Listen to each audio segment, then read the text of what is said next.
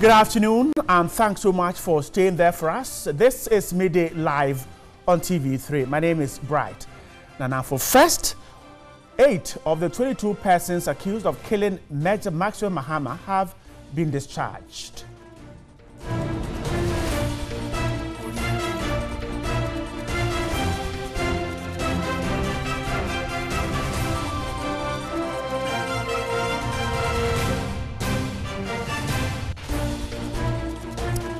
Arocha scientists discover that the globally endangered white-necked monkey lives in the Etua forest in Ghana.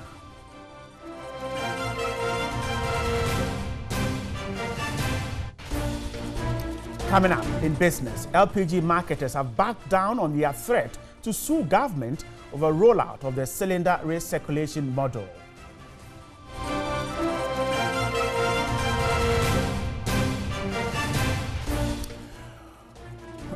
On the international front, Malawian President Peter Mutharika declares 20 of the country's 28 district disaster areas following an invasion by fall army worms.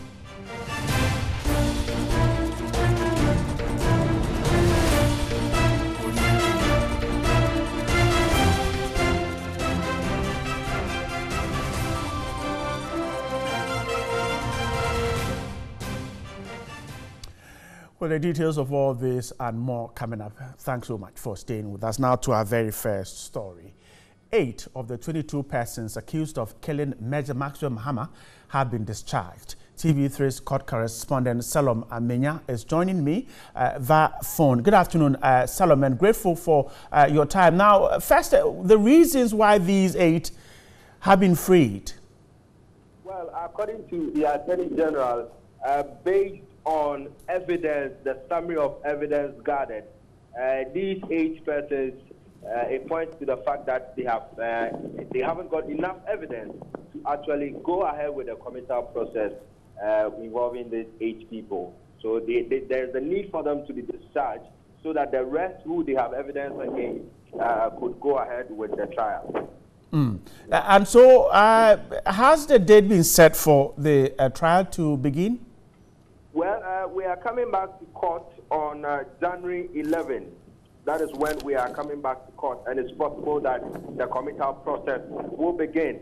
But after proceedings, the lawyer for the accused persons, Bernard Shaw, also served notice that he was actually going to apply for compensation for these 8 persons. According to him, he believes that prosecution did a shoddy job or a shoddy work by failing to actually ensure that these people, the evidence against them before putting them in prison. According to him, he believes that these people have been taken through or have gone through intolerable trauma and anguish, and it has been a long journey for them. And he believes that this will help put some refinery or review, will bring about some change or paradigm shift so far as the criminal justice system is concerned. He feels that prosecution always will have to conduct enough investigations before arresting people, not a practice where they bundle people together and then after some time they discharge something that we don't have evidence against you. Does it then suggest that these persons discharged are likely to be back in court? Well, if they are back, they will only come back when there is some evidence against them or when the application for their compensation is being heard. Grateful for your time with us. Salom Amenya is a man in court following the Major Mihama trial. We'll have more of that on 3news.com. In other news this afternoon, a clinical psychologist, Adolf Ewuku Bekwin, says a victim who was gang raped by some boys in Bantama in Kumasi can be helped to heal through counseling, albeit it will be a difficult process for the young lady. The 3 of the suspects arrested over the incident, according to the police, are junior high school and senior high school students. Mr. Bekwin spoke on News at 10 Monday night. Very disgusting feeling. And so we need to help her feel safe. First, in her body, am I responsible for what has happened? What did I do wrong? the shame, the video having gone viral, the shame, the guilt, all that has to be managed with this young lady. I see. So for you, she can be healed through this process? Absolutely, she can be healed. It's not going to be a very easy journey to start to walk, but she can be healed.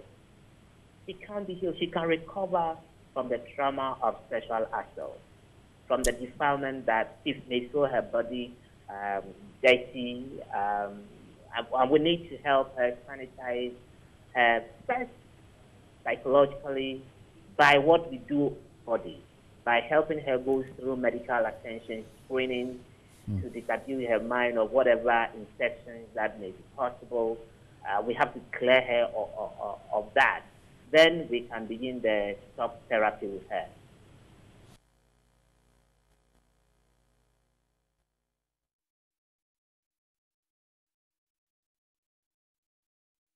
While a member of the Coalition Against Sexual Abuse, Amazing Grace Danso, is attributing the incident to the perception that men can have access to women anytime they want. She wants needed persons sanctioned, or she wants sanctions meted out to the young boys to serve as a deterrent to others.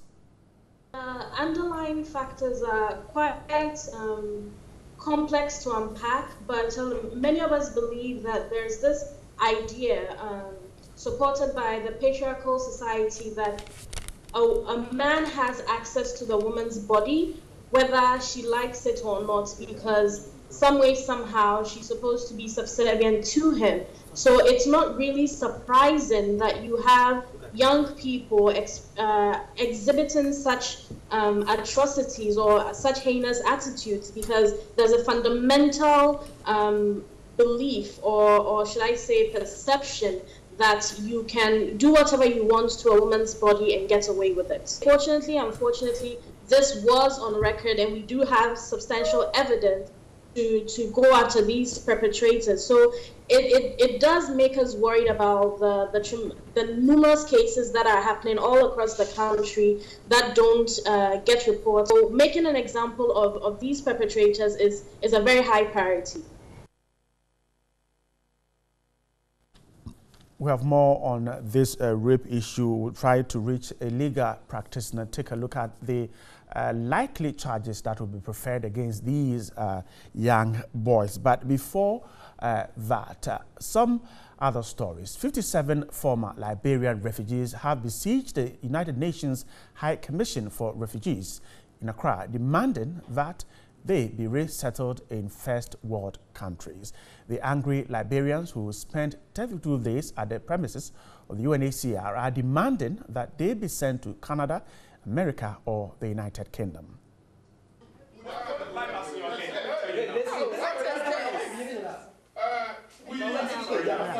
The refugee status of Liberians across the world was revoked on June 30, 2012, after the United Nations declared Liberia relatively peaceful. Two options were available for refugees: to voluntarily return to their native country or remain in the country where they sought refugee status. About 8,000 of the remaining Liberian refugees in Ghana at the time opted to return home and were duly assisted.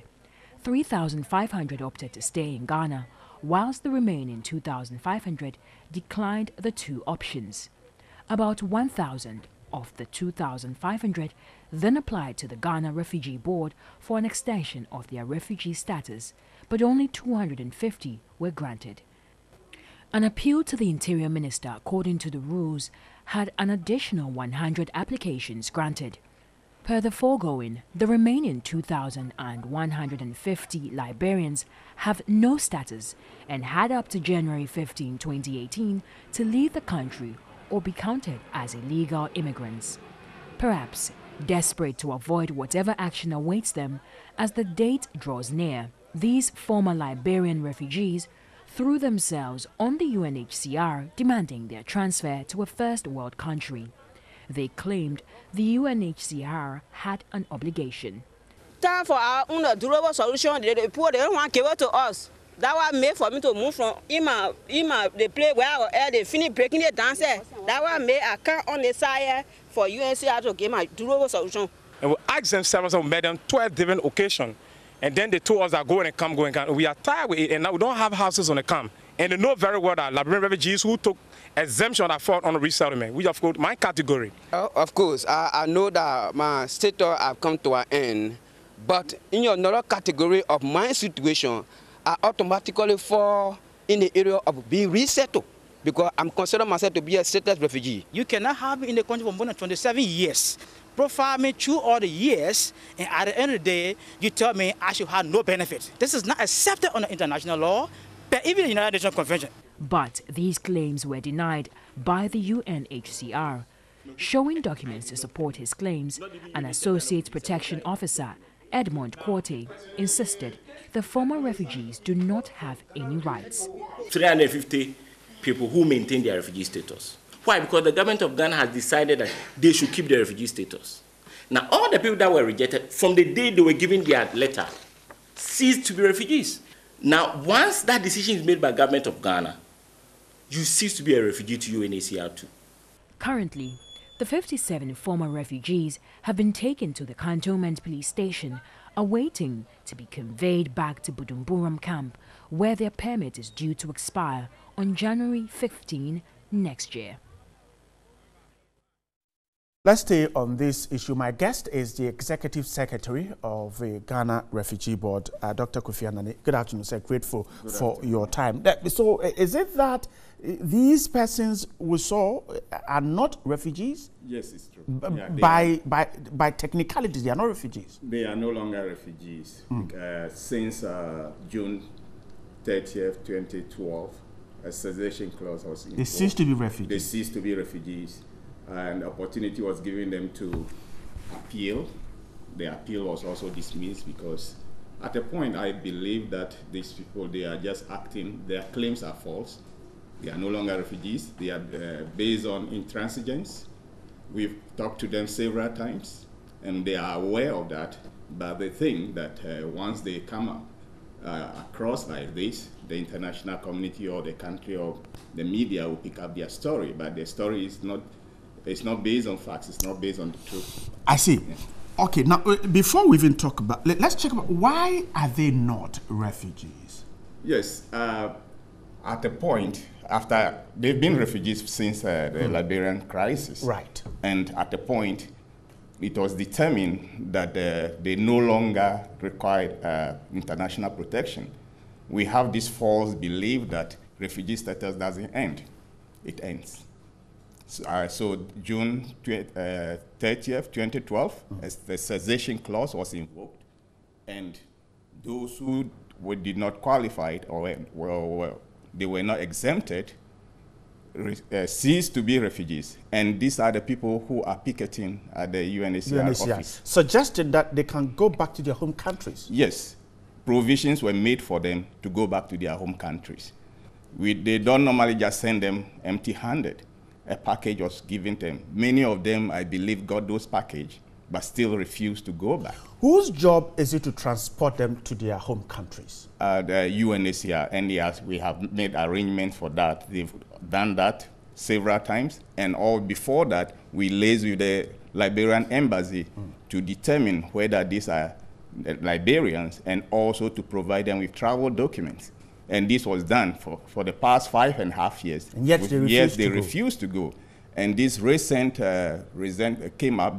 action came up because Bujumbura, where they used to stay, the rightful owners of the land want the land back. And so a portion of the land is being cleared for a development project, a market, etc. So some of these people lost their landed properties. Whatever is landed property, where they were staying. But then, based upon several discussions with them, they refused to listen to us to understand that they are no longer persons of concern.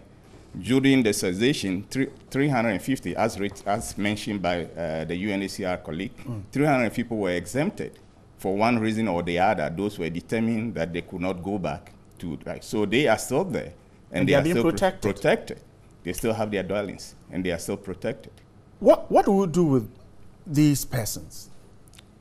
The choice is for them to go back voluntarily, because Liberia is peaceful. As you know, Johnson Sirleaf has just completed her 2-term years in the office, and presidential elections were held. Runoff will be on December 26th. Right. They will have a runoff between the vice president and the opposition leader. So everybody knows that Liberia is safe. So they can go back, and then definitely there will be opportunity for them to be assisted to go back. They've provided them with that option, and they just refuse to go, and they are insisting that they are entitled to resettlement. Resettlement is only that option is only given to refugees and their family members. And logically, since they are no longer refugees, these groups don't qualify. They don't qualify. And it's just a matter of basing their claims on false... 32 of them having picketed at your place. What do we do with them? What can we do with them? UNHCR actually sent a letter to the Minister of Interior asking for help to help them to remove them over there. So the IGP has been authorized to find ways forcefully remove them? Not forcefully, but find a way to do that, even if it gets to that point, because we have several discussions, several meetings. When I say we, the Ghana Refugee Board, in cooperation with, collaboration with UNHCR, have had several discussions with them. And as I said, these people are no longer persons of concern to us. So, in effect, these persons we saw can be repatriated to Liberia by the government?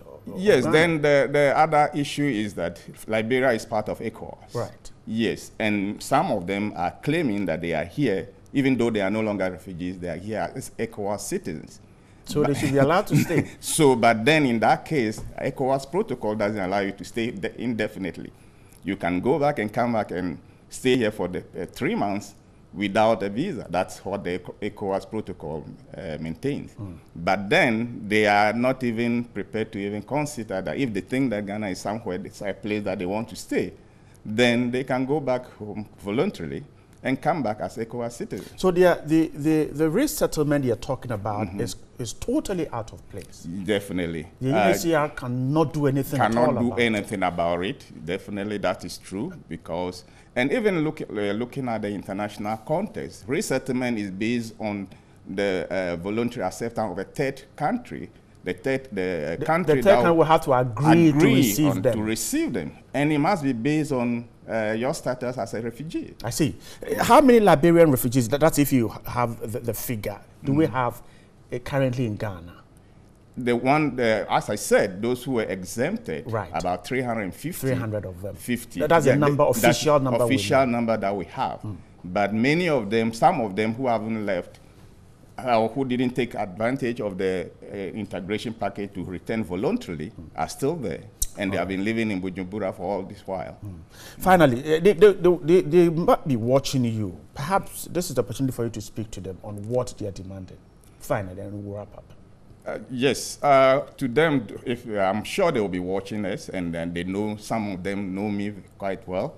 And I just want to reiterate the fact that their claims are false, and they are being intransigent. And I'll encourage them to contact their Liberian embassy for their travel documents, and if they require assistance to return voluntarily back to Liberia, we should be able to find a way to get them to Liberia. I'm grateful. Dr. Kofi Anane is the Executive Secretary of the Ghana Refugee Board. Grateful for your time with us. Thank you very much. This is Midday Live. In other stories, government is to establish a cashew production farm at Vakpo, Jogbega, under the One District, One Factory Cash Crop Initiative. District Chief Executive for North Danyi, Edmond Kujo Ata, disclosed this at an inaugural ceremony of the Vakpo Traditional Council at Vakpo in the Volta region. Vakpo is one of the 9 traditional areas in the North Danyi district of the Volta region. The inhabitants are predominantly farmers. However, changes in climate and erratic rainfall continue to affect farming activities, depriving the people of livelihood, leading to increase in poverty and rural-urban drift. Others who have decided to stay back home have resorted to petty trading in order to survive. but these are likely to change if the government's pro-poor initiatives take full effect.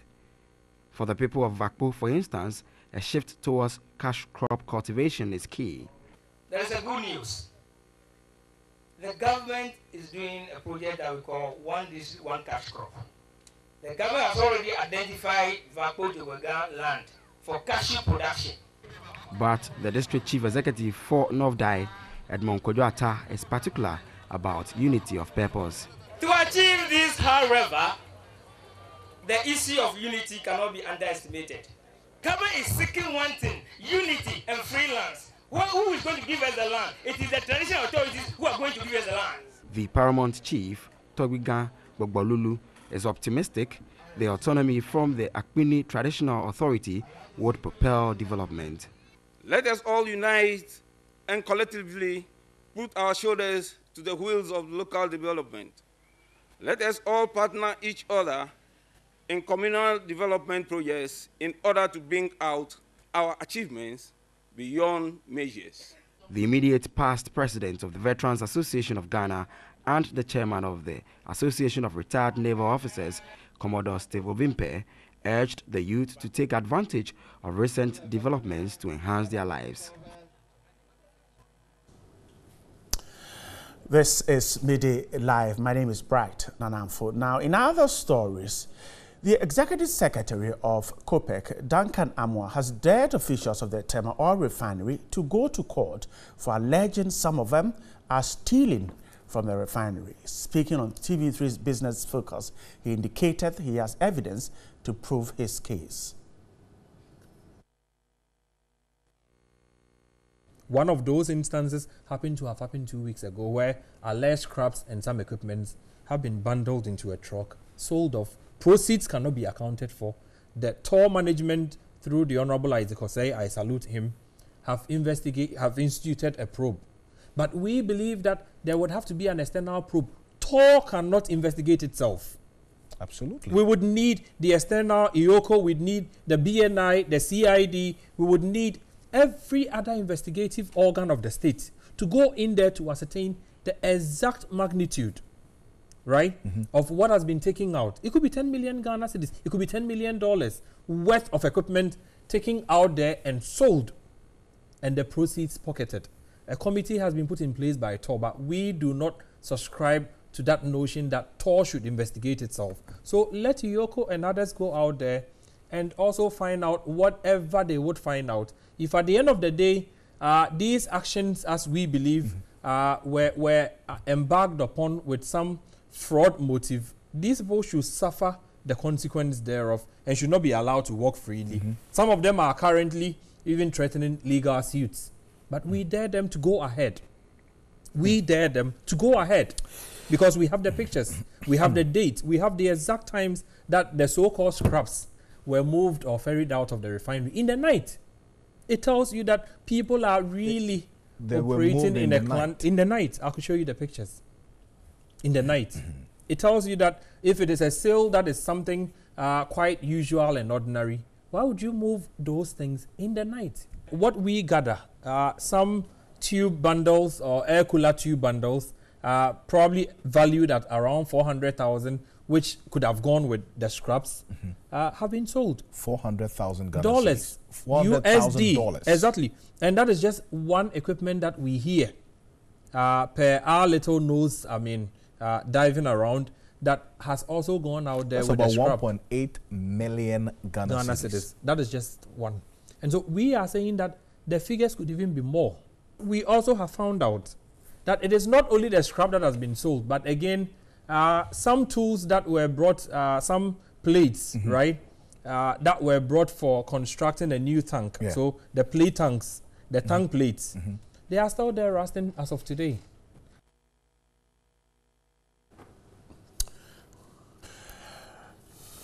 We're staying on this Tema refinery issue there.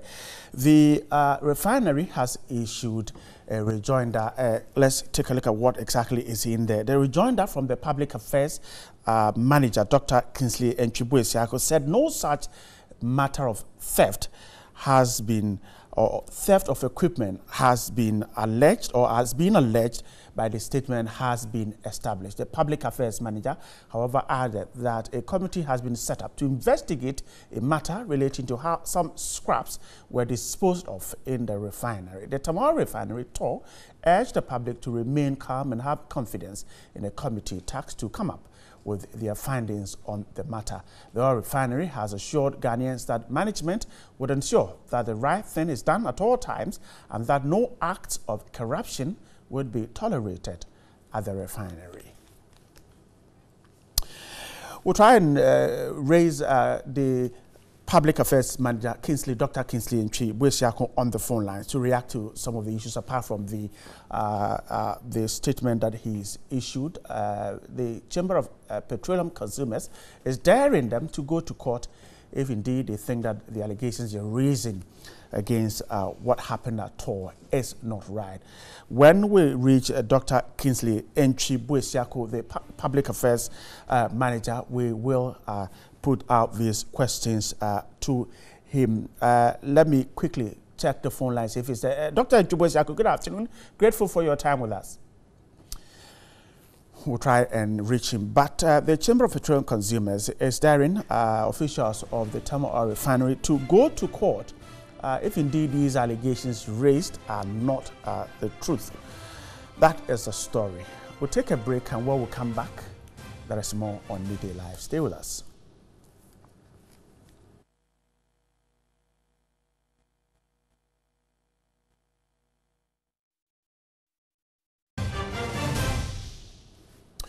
Welcome back. We're going back to our earlier story on the Tamale Oil Refinery. The Chamber of Petroleum Consumers alleging some wrongdoing there. The refinery has issued a statement denying any of such thing. Let's speak to the Public Affairs Manager, Dr. Kingsley Ntwi, who's just joined me on the phone lines. Good afternoon, sir. Grateful for your time with us.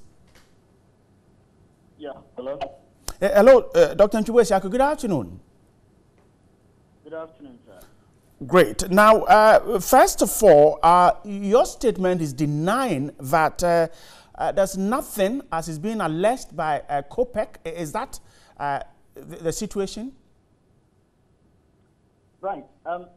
My statement is saying that, first of all, it's not been established that there's been any theft.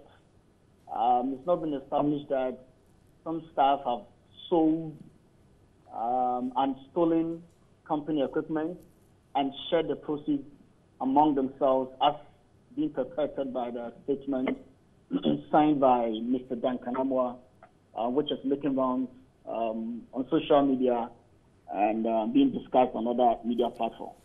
Having said that, my statement also mentioned that, you know, everybody should remain calm.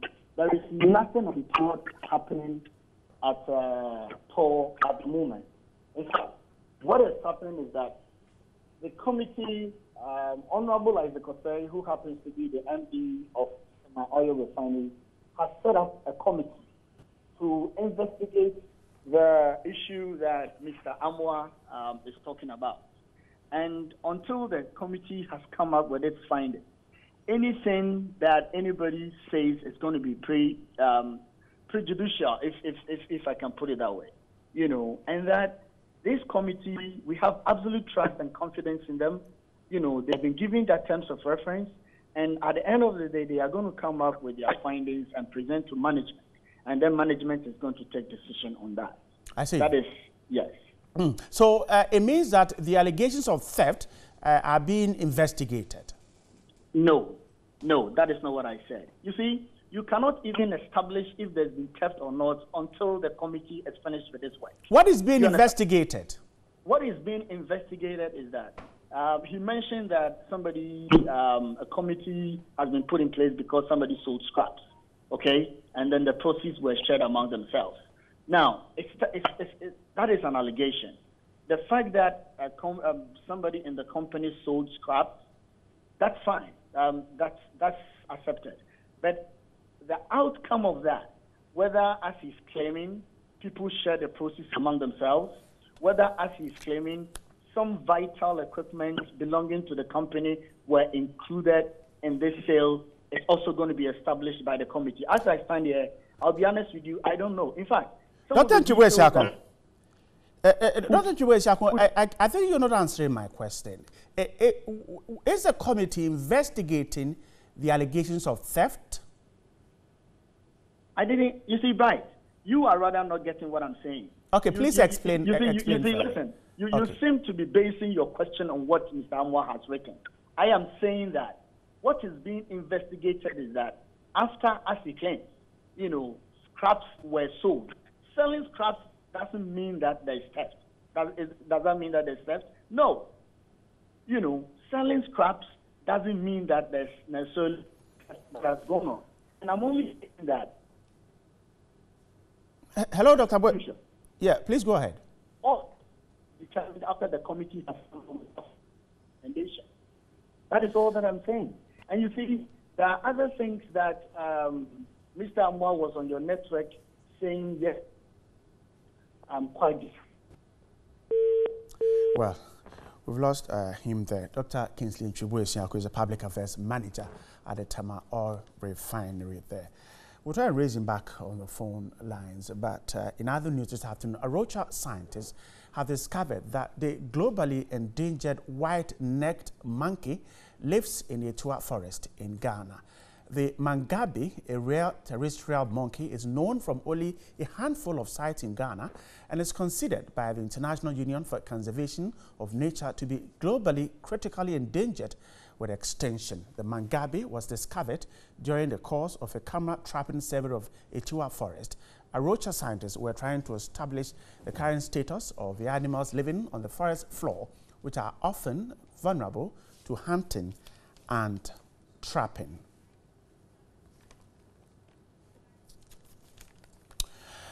Let me go to Skype. Dr. Daryl Bosu is a National Programs Officer of Arocha, Ghana. He's just joining us there. Dr.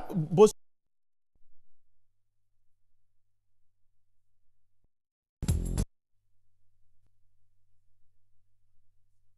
White bow tie, the ones that the pastors wear. Yeah. Hello, let me make a correction. I'm not a doctor yet. All right, so thanks for the correction. Please go on. Can you hear me? Yes. The discovery is of the white-necked monkey, and just like you rightly said, it's a primate species that is globally categorized as critically endangered. And when any species is categorized as critically endangered, it means that this species has the highest risk of getting extinct in the wild. So if we don't put in all the necessary measures to care for it, both itself and also its habitat, we are going to lose it completely from this earth. So it's actually a very big find, and we in Arusha are very excited about it. Great. They live in the Etua forest. Are they endangered where they live, the environment? Yes, considering the fact that Etua forest, as you all know, even before government showed interest to go for the low-grade bauxite that is underneath the forest is open to so much hunting activity, and also recently from the ban on Damas, we have seen some of these recalcitrant miners moving into this forest landscape to do some mining. There has been some few apprehensions here and there, but some of these threats are still really real. And right now, with the intention of government to mine bauxite, the low-grade bauxite that's under this forest reserve, we are even afraid of much more losses in terms of the habitat of this particular species. I see. So how critical is this monkey to the wildlife of Ghana? Well, as you know, Ghana has lost significantly a lot of our wildlife. We've traded our wildlife resources instead of maybe using them for their what I call the utilitarian values. We are rather actually consuming all of them. And you see that when you move from Accra all the way to Kumasi, when you get to Enyim, you see all the bush bits. So just like all the wildlife resources we have in this country, this particular monkey is also a threat. And like our survey has indicated, this is actually one of the first, possibly one of the first live camera or picture of this particular monkey seen anywhere in Ghana. It is known to occur elsewhere in Cote d'Ivoire and also in Western Ghana, but there has never been a photographic record of this primate anywhere in the world. So this is actually a big find, and the fact that it's also critically endangered all over the world makes it more an issue for us to all be concerned about and to make sure we secure its habitat. Grateful for your time with us. Daryl Bosu is the National Programs Officer of Arocha, Ghana, there, talking to me on that discovery. The white-naped or necked monkey now lives in the Etiwa forest in Ghana. This is Midday Live. It's time for business.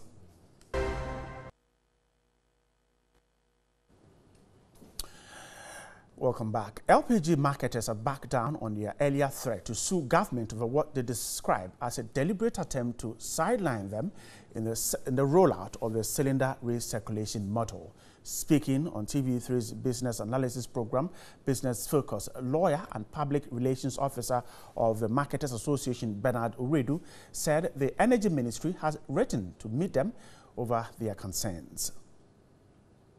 LPG marketers have backed down on their earlier threat to sue government over what they describe as a deliberate attempt to sideline them in the rollout of the cylinder recirculation module after what the association describes as a softened stance of government.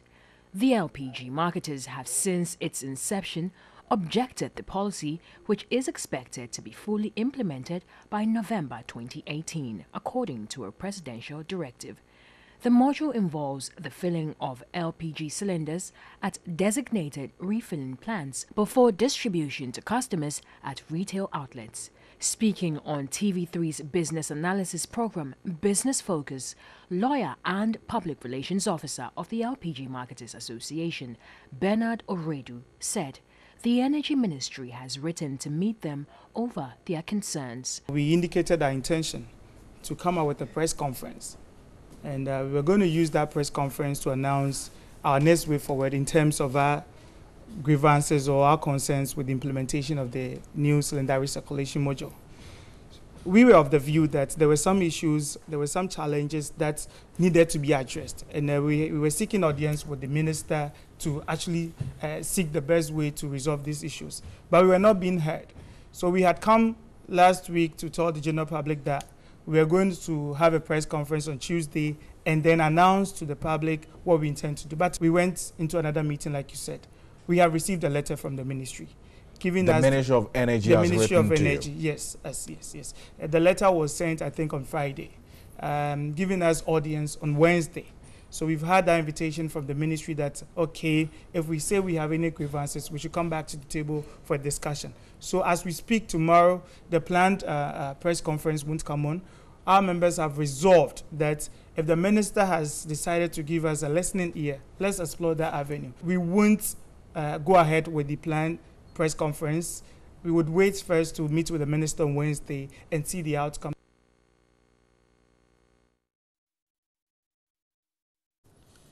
And that's it for business. We're stepping on the break, so when we'll come back, there is pause.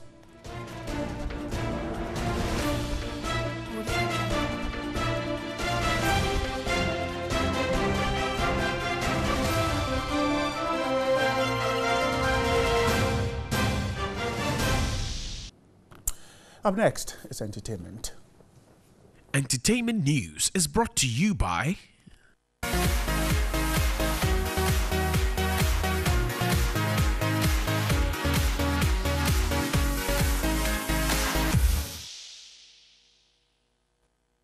Welcome back. Now, it's been 48 hours, over 48 hours since past queens accused the Miss Ghana organization of running a pimp agency. The allegations about the Miss Ghana organization being a pimp, no official statement has come from them.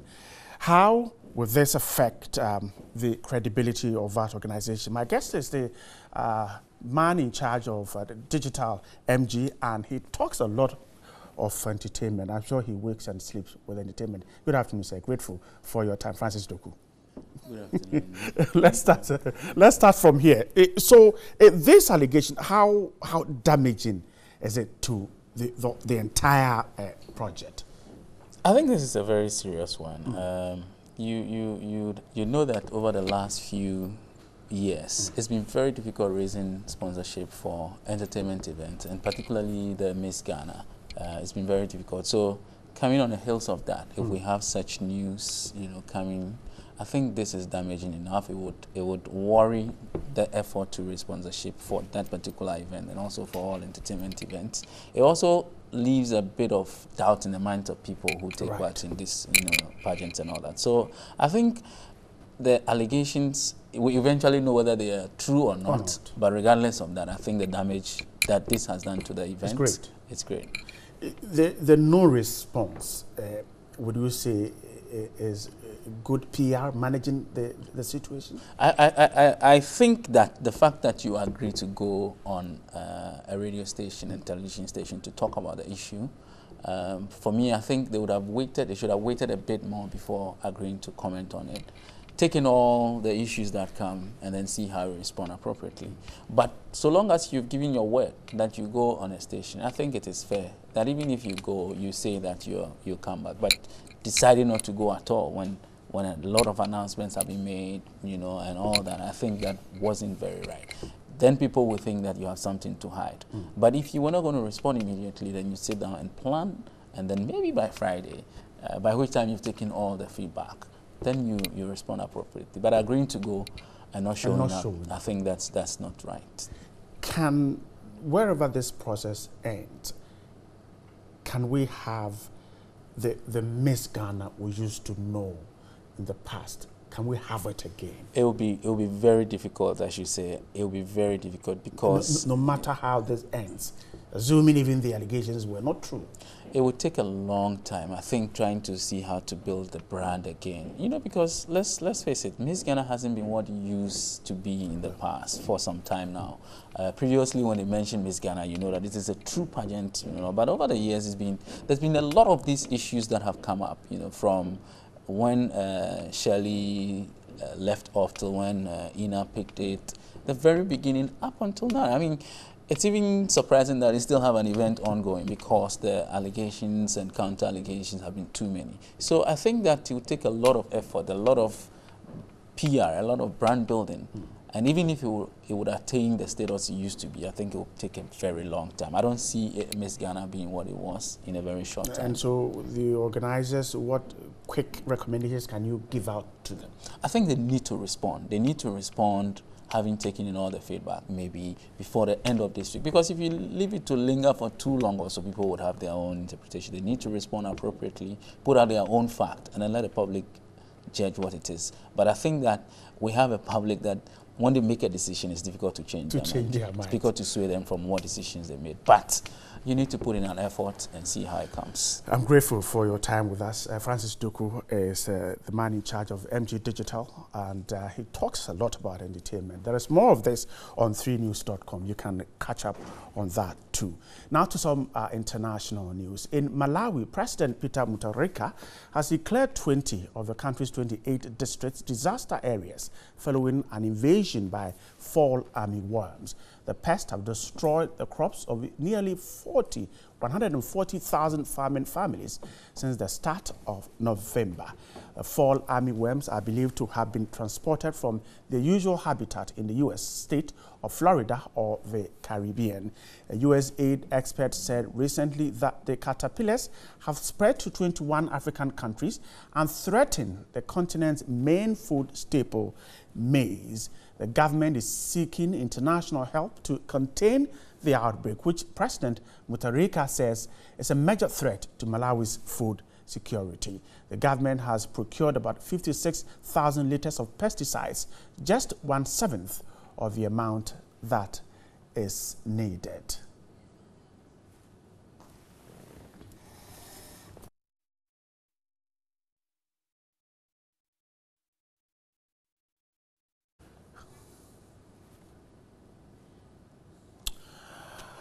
That's how we're wrapping up the show for this afternoon. Thanks so much for your time. There's more news on 3news.com. Stay right here on TV3. The show was put together by Isaac Ameko. My name is Bright Nana Amfo. Have a good afternoon and see you.